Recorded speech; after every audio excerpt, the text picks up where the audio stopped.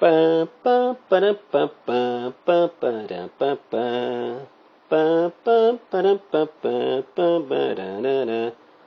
Fala, galerinha, amantes da biologia. Galerinha, vamos de anatomia? Galerinha, anatomia, anatomia nos amantes. É isso aí, galerinha. Vamos de anatomia do sistema respiratório, ok? Ismofete, minha filha, vem assistir a aula do professor Calvé, vai começar. Rapaz, eu não quero assistir a aula hoje de biologia, não.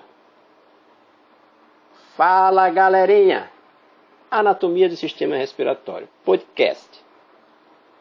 Áudio aula, como queiram, né, galerinha? Vai lá pro canal depois, canal dos amantes. Veja bem, nós temos aqui, quando se estuda em anatomia, a gente fala em estruturas que compõem esse sistema respiratório, certo? Essa árvore respiratória, vamos dizer assim. Nós temos a cavidade nasal, não é isso? Nós temos faringe. Olha a sequência aí, ó. Tem a laringe. O que mais, galerinha? Traqueia, brônquios, tem os bronquíolos, é isso? Os pulmões e, por último, os alvéolos pulmonares, é isso? Então, vamos por etapa. Galerinha, cavidade nasal, o que é isso? Exatamente, preste atenção a algumas coisas que eu vou estar destacando, chamando a atenção de vocês.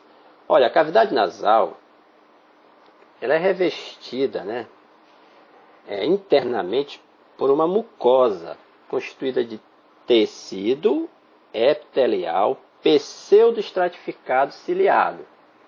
Então o tecido é esse. Isso já caiu em prova. Tecido epitelial pseudoestratificado ciliado. Ciliado. Veja bem. Esse tecido ele é importante. Para quê? Já está dizendo, olha, na retenção de partículas de poeira, de ácaros, né? Que estão presentes no ar. Olha, a mucosa nasal, galerinha, ela é capaz de produzir um muco, né? Esse muco, ele se adere às partículas de poeira, por exemplo. E o batimento ciliar, por isso que é tecido epitelial pseudoestratificado ciliado, ó, o batimento ciliar, ele vai fazer o quê? Ele vai empurrar essas partículas em direção à faringe. É isso aí. Olha, também há as chamadas conchas nasais.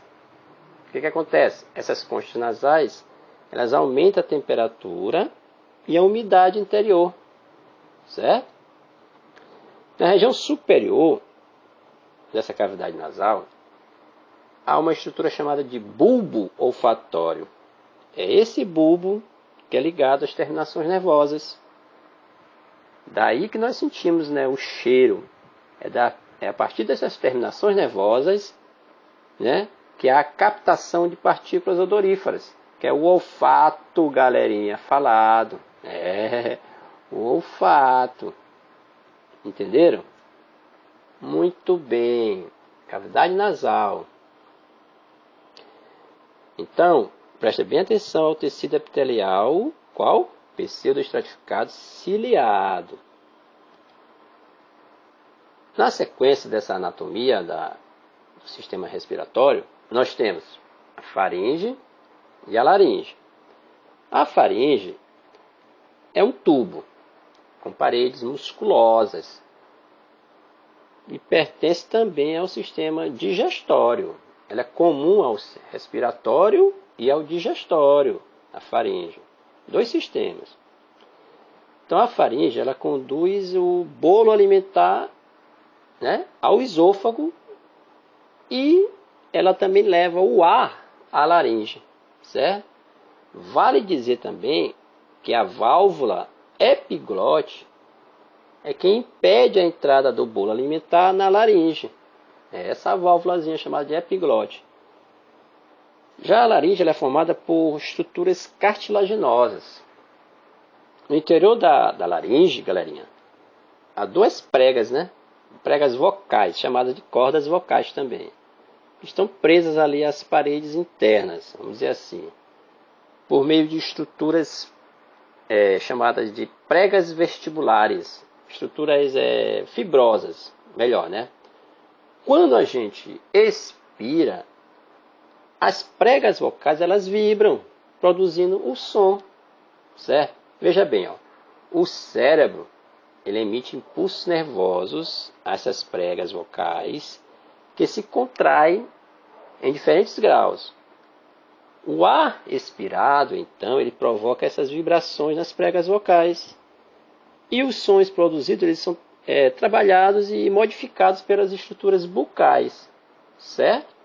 Olha, veja bem. A vibração das pregas vocais ela é rápida nos homens, em torno de 125 vezes por segundo. O som ele fica mais grave.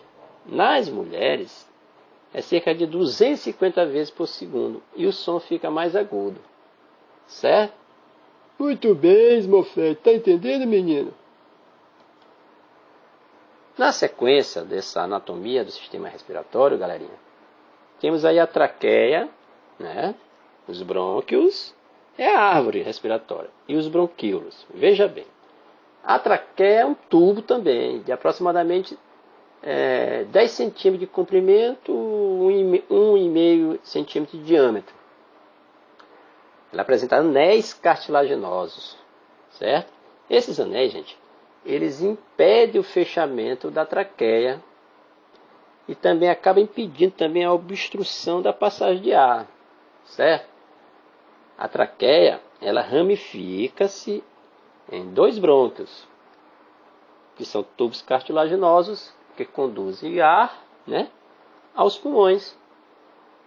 Assim como a traqueia, os brônquios também eles são, olha lá o tecido, são revestidos internamente por tecido epitelial, o qual pseudoestratificado ciliado. Por que ele é ciliado? Ele é importante na remoção de partículas de poeira que vem com o ar. Quando os brônquios penetram nos pulmões, aí o que acontece? Essa árvore ramificam-se e formam pequenos tubinhos condutores de ar, chamados bronquíolos. Veja bem, tem brônquios, aí vai diminuindo o calibre dos tubos. Aí tem os bronquíolos. Eles podem atingir diâmetros menores de que 1 milímetro. É isso aí. A musculatura é do tipo lisa nas paredes dos brônquios e dos bronquíolos, certo? Por isso que dá essas estruturas essa capacidade de se contrair e de se relaxar ao mesmo tempo. Belezinha? Continuando nossa anatomia do sistema respiratório. E agora, galerinha? Os pulmões, né? Os pulmões ficam onde? Localizados no interior da caixa torácica. Há 2 pulmões rosáceos, a cor deles mais ou menos. Há 2 pulmões rosáceos com consistência esponjosa, formados por tecidos elásticos e revestidos por 2 membranas que a gente chama de pleuras, as membranas mucosas, chamadas de pleuras, que é a parietal, né, que se prende à caixa torácica, e a visceral, que recobre os tecidos que revestem a superfície pulmonar. Entre essas pleuras, galerinha, tem um líquido que vai manter essa tensão, né, superficial entre as superfícies pleurais. Olha, o pulmão direito ele tem 3 lobos, né, chamado de LO também. E o esquerdo tem 2, sendo o esquerdo um pouco menor. Isso é em função do espaço tomado por parte do coração, né? O coração exerce uma pressão no pulmão, aí o pulmão esquerdo acaba sendo um pouco menor, em função dessa pressão para o coração ali se acomodar.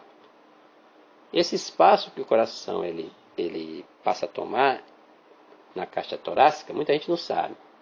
Ele é chamado de mediastínico. Quando perguntarem para vocês onde se localiza o coração de vocês, é na caixa torácica, no espaço mediastínico, É mais para o lado esquerdo do que para o direito. É isso aí. Aí as pessoas dizem, meu coração está do lado esquerdo. Não, ele está, a maior porção do coração está do lado esquerdo, no espaço chamado de mediastínico. Essa seria a resposta correta sobre a localização do coração na caixa torácica. Certo? E, por último, dentro dessa anatomia, resumidamente, anatomia do sistema respiratório, nós temos aqui os alvéolos pulmonares. Diminuindo o calibre ali, né? Os tubinhos por onde o ar passa. Os alvéolos pulmonares, eles são localizados aonde? No interior dos pulmões, nas terminações lá dos bronquíolos, né? Existem microscópicas estruturas esféricas, que são chamadas de alvéolos pulmonares. Nestas estruturas ocorre a tão famosa hematose, galerinha. Lá que ocorrem as trocas gasosas, é nos alvéolos pulmonares, com essa corrente sanguínea, né, junta com a corrente sanguínea, né, que são os minúsculos capilares sanguíneos, que circunda todos os alvéolos. Olha, os dois pulmões, eles somos cerca de 750 milhões de alvéolos pulmonares. Isso corresponde a cerca de 70 metros quadrados só de superfície respiratória, a superfície pulmonar, certo? Muito bem. Aí a gente lembra lá da questão da superfície pulmonar, né? Que os répteis saíram conseguem viver no ambiente terrestre em função dessa superfície pulmonar dele ser maior, né? De que outros animais, os anfíbios, por exemplo. Os répteis têm a superfície pulmonar maior. Isso porque ele consegue obter com mais precisão, vamos dizer assim, essas trocas gasosas, em função da sua superfície pulmonar. Ok. Comentem esse pequeno podcast, façam um comentário, dê um joinha. Abraço do professor Alain Calvé.